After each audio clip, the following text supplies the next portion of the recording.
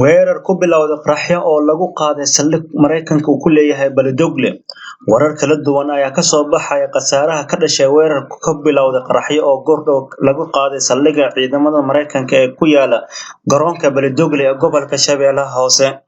Gaadiid laga soo buuxiyay qaraxyo ayaa la sheegay in lagu weeraray saldhiggaasi kadibna waxaa xigay dagaal toos ah oo dhex maray ciidamada Mareykanka oo garab ka helaya kuwa dowladda federaalka oo ku sugan xeradaasi iyo raggii weerarka soo qaaday.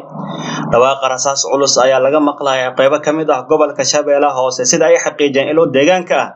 Lama oga khasaaraha inta uu la eg yahay balse xaaladda ayaa ah mid aad u kacsan. Baladogle ayaa waxaa ku sugan ciidamo saraakiil Mareykan oo tababarayaal ah iyo ciidamo Mareykan ah kuwaas oo dowladda federaalka ka taageeraya la dagaalanka Al-Shabaab.